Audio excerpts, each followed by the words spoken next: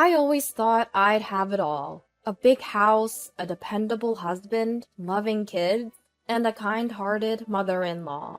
I'm Lilu, a stay-at-home mom. I married Eden, my college sweetheart. We knew going in that we'd be living with his parents. But then my mother-in-law passed away with death, and my mother-in-law's health deteriorated. We had to sell their property to settle those debts. Eden has a sister, but we kept 80% of the money from the sale to take care of my mother-in-law. So we built a 5-bedroom house for us, our 2 kids, and my mother-in-law. I'm sorry you've had to go through all this trouble for me. Taking care of my bedridden mother-in-law was challenging, but her gratitude made it bearable. Thanks for always being there. Why don't you take some time off today? I'll take over. Eden also pitches in with housework and childcare, which gives me some time to myself. Then one day, my divorced sister-in-law moved in. She had been living with a guy who had a gambling problem. He'd borrow money from people and let them take advantage of her. This left her with PTSD and a fear of men. She's getting treatment now. She's a single mom with 2 kids, and we can't just turn our backs on her. I feel so sorry for her. She should stay with us for a while. Thank you, Lilu. We agreed she could stay for a year to heal and become independent. But 2 years have passed. My once humble sister-in-law has grown rather arrogant. We initially didn't ask her for money, but Eden finally told her to contribute $300 a month, which she does. Even so, $300 for her and her 2 kids is hardly enough. And she started to act like she owns the place. For example, we have a rule about doing our own laundry, but she puts hers in our basket. I decided it was time to set things straight.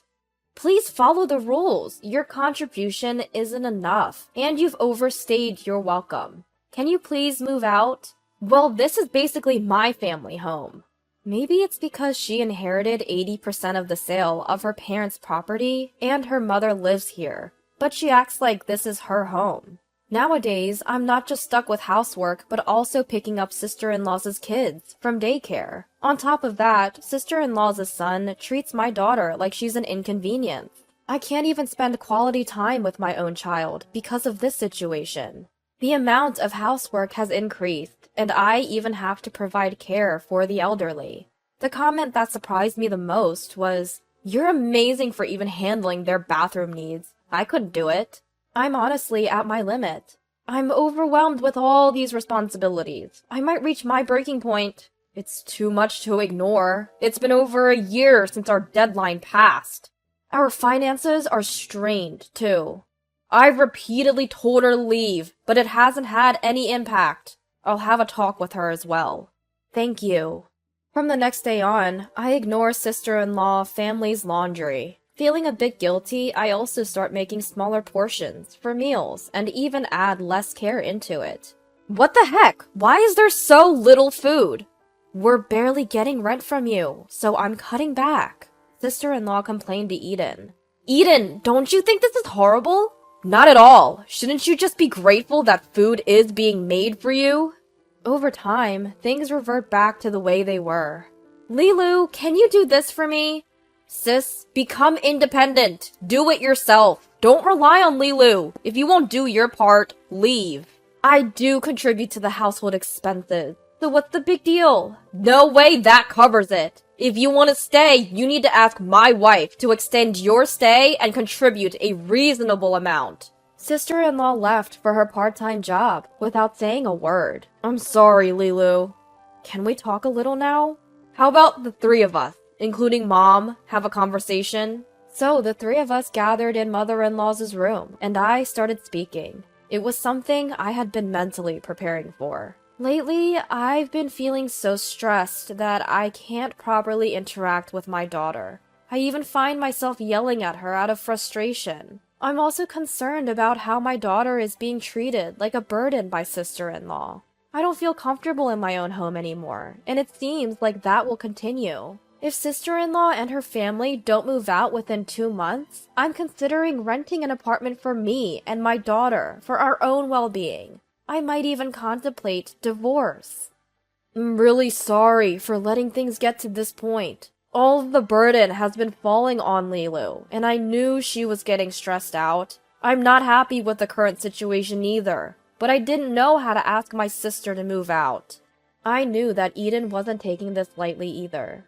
I've been talking to my friends about what to do, and I thought maybe I should just toss out all of my sister's stuff and change the locks. But then I was warned that could lead to legal issues, so I was confused about what to do. I see. Considering the past and our divorce, I initially thought living together wouldn't be too bad, but now it seems like the only option is to ask her to move out. Yeah, it's becoming a toxic environment for the family, but how do we deal with my stubborn sister, who refuses to leave? At that moment, my mother-in-law, who had been silent, spoke up. Lilu, I'm sorry for causing you trouble when you're even taking care of me. Could you ask my daughter to come to my room when she gets home today? Of course. I'm not sure what she's going to say, but she probably wants her to move out. It feels like something's starting to change because I've shown strong resolve. We'll see what happens, but I need to stay strong and not let my emotions get the best of me. The first step is to change my attitude and actions. After asking my sister-in-law to go to my mother-in-law's room when she got home from her part-time job, I told her I wouldn't be cooking dinner anymore, starting tomorrow. She glanced at me and headed to my mother-in-law's room. A little while later, I could hear her raising her voice inside the room. Eden and I were contemplating entering the room when she came out quietly, but walked back to her room with a heavy step. Mom, are you okay? I'm fine. Sorry for making you worry, but I don't think my words resonated with her. I don't think that's true. I'm sure she's got something to think about. Let's take this opportunity to cooperate as a trio. From that day on, we increased our talks as a trio and became more assertive in our words and attitudes. We frequently told her that we wanted her to move out, didn't take on any imposed housework or babysitting, and during our discussions, we decided on specific conditions for her departure. Then a meeting was held, including her. She sat there, knowing what was to be discussed, with an impatient look. Eden began speaking. Sis, we've told you repeatedly that we've reached our limit. Our finances are strained. Please leave within a month. A month? That's impossible. How long do you think we've waited? Fine, I'll increase the living expenses to $500. That should be enough, right? She looked like she couldn't care less. No, it's not nearly enough. Like I've said before, if you want to stay here, first agree to our terms, and then apologize to Lilu for causing her trouble. This isn't your home. It's the home of me, Lilu, and our children. Let's make that clear, so there's no misunderstanding. What? Isn't that too harsh?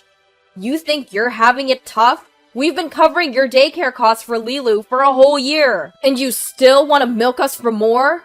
Fine, let me ask you this. If $500 isn't enough, how much would make you happy? Sister-in-law still won't back down. How can she say this stuff with a straight face? To be frank, even if you were to start helping around the house, $500 is nowhere near enough if you're going to continue freeloading. We'd need at least $1,000. You're scamming us. I nearly blurted out, that's rich coming from you. If you don't move out within a month, we'll consider legal action. We don't care where you go, but you've been warned. You need to be out in a month. Finally, it seemed Eden's words hit home. Sister-in-law was silent for a moment and then caved in. Fine, I get it. Are you sure? I'll start looking for a place tomorrow. If you don't move out, we'll put your stuff outside and change the locks. Sister-in-law nodded and hurried out of the room. After that, Eden took a hard line. If he came home and found sister-in-law there, he'd throw her and her stuff out, only for her to sneak back in. We started charging her for using our amenities, like the toilet, shower, kitchen, water, and TV. If her kid ever wronged our daughter, we'd lock her kid out on the balcony. Even my normally calm mother-in-law was yelling at her to leave. Eventually, sister-in-law stopped asking me for favors and quickly found a place to move, perhaps due to the hostile environment. Considering what her ex-husband did to her, it's hard not to sympathize. But isn't standing on her own 2 feet the best thing for her? I was relieved. Then she finally moved out just before the deadline. But that relief was short-lived. A week after she left, an unexpected turn of events took place. Sister-in-law collapsed due to mental health issues. Being alone with her child seemed to have triggered past traumas. Doctors said it's risky for her to live alone with her child. Though sister-in-law acknowledged that her eviction was a result of her own actions, she still wished for a life of dependency, like before her marriage. Is it cold of me to think that her character, one of dependence on others, was the root cause of her collapse? Since sister-in-law's collapse, Eden and mother-in-law have had several discussions. Seeing them like this makes me anxious. Am I being left out of the loop, despite being the one burdened the most? Depending on how things go, I might need to think about my next moves. If we end up taking sister-in-law back, should we consider a trial cohabitation, or even think about divorce? While I've been thrown for a loop by this situation, Eden seems to be in disarray as well. I'm really sorry, Lilu. Can you give me a couple days to sort things out? Sure, I'm confused too. Let's both take some time to think. Eventually, I joined the discussion once we had both calmed down. I hope they don't think it's up to me to put up with this situation alone. While that did cross my mind, Eden seemed deeply engaged in conversation with a doctor, discussing options for a scenario that would work for everyone, including his sister-in-law. He doesn't seem eager to back out. I made it clear that even short-term cohabitation is out of the question for me. Finally, Eden and his mother-in-law proposed. Could we have sister-in-law stay at the house until the end of the year? It's July now. That's a whole 5 months away. According to Eden, he did check with social services about available shelter for mothers and children, an option the doctor also suggested. However, immediate placement isn't possible. Because she has family, her case isn't considered urgent, so priority placement isn't an option either. But if the doctor says it's unsafe for her to live alone with her kids, what can we do but wait for shelter availability? Leaving her be and then being held responsible is also problematic. The shelter seems to be the best option. I worry, however, that if we allow her back, even temporarily, sister-in-law might take advantage and overstay. Truth be told, she did manage to move out last time within the deadline, but even though she was ready to move, she kept dragging her feet, not budging until the very last moment. Considering that, it might be tough to get her to leave again. Look, my sister is in a tough situation. Lilu, you've been more than generous, and for her to repay us this way, she's not my sister anymore. Next time, she'll have to leave, and the shelter should alleviate most concerns. Eden laid out conditions until she can enter the shelter. Sister-in-law will handle all cleaning and post-meal chores, help mother-in-law with her nighttime needs and bath. She will pay a combined rent and food cost of $800. We won't take care of sister-in-law's kids at all. I wonder if these terms are even feasible. Will they hold up? Concerns remain, but we call sister-in-law to discuss the shelter. The doctor also thinks it's best for you to go to the shelter and aim for independence. If you're worried about living alone with your kids, it's a good option. I thoroughly explained the shelter, thinking sister-in-law would agree. Instead, she objected. No way! Apparently, she dislikes that the individual rooms in the shelter don't have baths, and she doesn't want to share washing machines. Eden was furious. You're in no position to be picky. You can't stay here, so be grateful for a good solution that lets you live decently. But I still don't like it. At this rate, she'll keep complaining and stay put. Eden says he'll make sure she goes to the shelter, but isn't he underestimating the burden this will place on me? I get that he's not doing anything, and I know there are no other options left, but I can't take it anymore. The next day, I quickly made arrangements, packed our bags, and left the house with my daughter, leaving to protect myself and my daughter. I wrote in a note as I left. Just as I stepped out, as expected, sister-in-law came back and looked already distressed. She's been calling me non-stop. Our home is a mess! I thought you'd be here, Lilu! What's the point if you're not? It would be a heartwarming scene in a romance drama to hear, "It's meaningless without you," but this is reality. You're reaping what you sowed by not becoming independent. If we divorce, it's on you. Take care of mother-in-law. I was firm. She cried loudly, but I didn't care. I've received several calls from Eden and mother-in-law, begging me to return. Please, Lilu, come back. I have zero intention of coming back, as long as sister-in-law is there. Kick her out, or I'll demand alimony during the divorce trial. We'll have to sell the house then. Even I think I'm being cold. It hurts, but it's the only way to protect what matters to me. It's a good opportunity to make them realize how much they rely on me. Since leaving the house, despite my fears, it's been meaningful to spend one-on-one time with my daughter. Eden has been contacting me daily. He told me that sister-in-law wasn't lifting a finger at home, that the caregiving was a mess, and he had to take off work to handle things. Eventually, he kicked her out. Receiving that message, a part of me is torn about whether to go back or not. Lilu and the kids are my top priority. I want us all to live together. I'm taking care of mom myself right now, but it's affecting my job. I'm thinking about hiring a helper. However, that's not financially sustainable in the long run. You might have to work part-time. We can't put mom in a facility immediately, and even if we do, it's going to be expensive. I agreed to live with your mom and take care of her when we got married, and I'll continue to do so. Your mom's been good to me too. But your sister will be back. She always is. She's returned home within a week before, so I want to watch the situation for at least a month.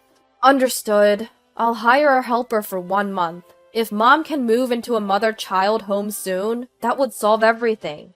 Even though the doctor recommends it, the welfare officer won't consider it. They say it's too cruel to kick her out. I'll talk to them again. Thank you. After that, the sister-in-law comes back to our home yet again. Despite Eden's constant visits to the welfare office, the officer is only sympathetic. The situation is not improving. The stress and sleeplessness it causes me enrages Eden, who begins ignoring both his sister and her child. He confronts the welfare officer multiple times. My wife is sick because of my sister. We're even discussing divorce. If our family falls apart, it's partly your fault too. If you think she's so pitiful, why don't you adopt her? Between the stress about his sister, the uproar, the fatigue from a busy work period, and caregiving, Eden ends up in the hospital with a stomach ulcer. Although both of us collapsing secured a spot in the home, the sister-in-law starts complaining again. Seeing this, the mother-in-law spoke up. Why are you still here? You're still being allowed to stay, given the circumstances? Silent, the sister-in-law finally moves into the mother-child home. It seems she's getting by just fine now. We've hired a helper to care for the mother-in-law. Given her wishes and after considering our finances, we might move her into a facility. Peace has finally returned to our family. I'll never forget how my husband cried tears of joy when he saw me and the kids return home. I pray that my sister-in-law finds her own path and that we can continue to build such a family.